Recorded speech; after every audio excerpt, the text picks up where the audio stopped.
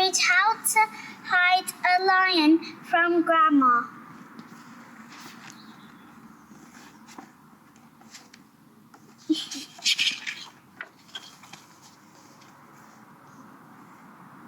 There was once a lion who lived with a little girl called Iris.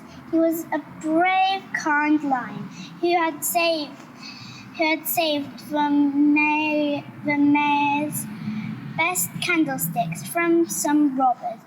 He was a town hero, and Iris loved him. However, on the weekend, Grandma was coming to stay while Iris's mum and dad went away. The lion would have to hide, as Grandmas can get Anxious if they find a lion in the house. But where could he go?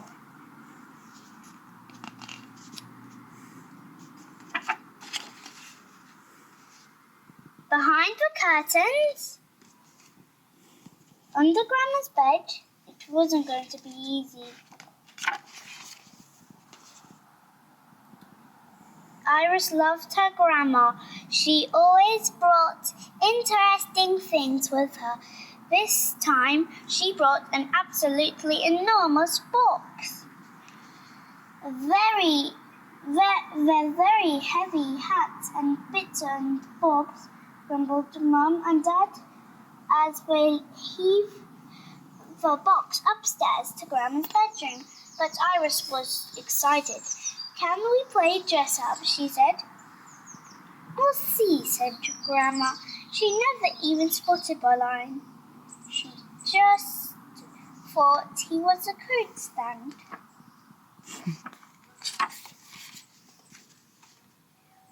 In fact, it turned out to be quite easy hiding the lion from Grandma because she was so short-sighted.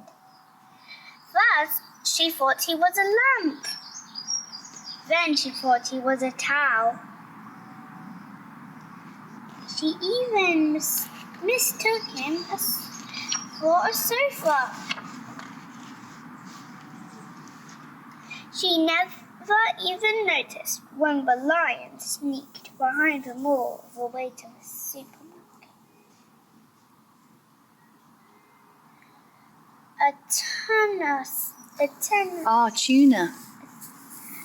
Tuna, said Grandma, and she piled 22 tins into the trolley, plus 43 pints of milk, 2 dozen French sticks, 15 bunches of bananas, 57 jars of honey, and 40 pots of crunchy peanut butter.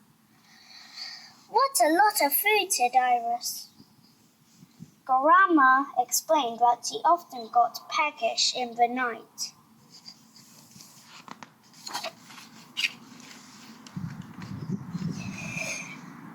On the bus home, Iris asked if they could play with the great big dressing up box when they got back, but Grandma just said, "We'll see."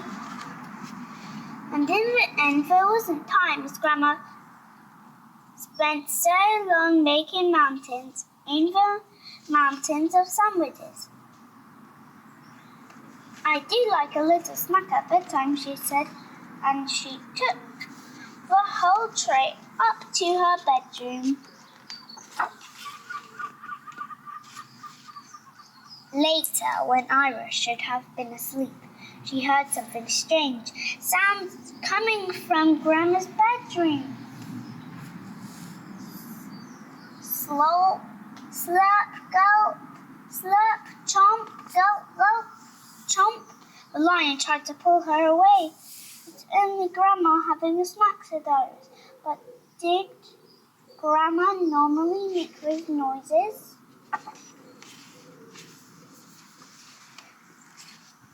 Iris peered through the keyhole. What was Grandma doing? She wasn't eating the sandwiches at all. She was tipping them into the great big dressing up box. Iris and the lion didn't know what to make of it. There was definitely something funny about that box. It couldn't ask Grandma now because she was supposed to be fast asleep. I'll ask her first thing in the morning, she said. Very early next morning, Iris woke Grandma up. I have to see inside your dressing up box, she said, but Grandma said it was too early, and she went back to sleep. Iris couldn't wait, for she tiptoed over and listened. She heard snuffling and snoring. Whatever was inside the box, it wasn't just hats and bits of bobs. She heaved the huge lid open and peeped in.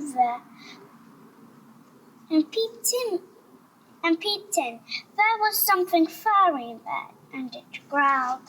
The lion pounced at the box. Roar! It tipped right over. Out tumbled a bear.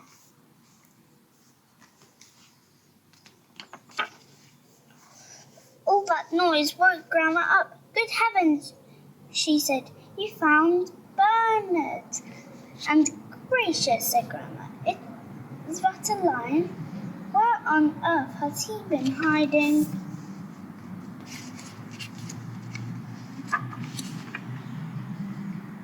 Bernard was a very friendly bear. He gave everyone bear hugs. I thought you'd be frightened of him, said Grandma. I thought you'd be frightened of my lion, said Iris. When they all played dressing up with the hats and bits of bobs, which had tumbled out of the box as well. Bernard loves dressing up, said Grandma. All of a sudden, they heard a car pull up outside. Quick, said Grandma. Mum and Dad are back. Let's surprise them. So they all hid behind the sofa, and Iris went, shh. Then, when Mum and Dad came through the door, they all went, boo! And Mum and Dad were very surprised. For Friday, the real-life Iris. The end? The end.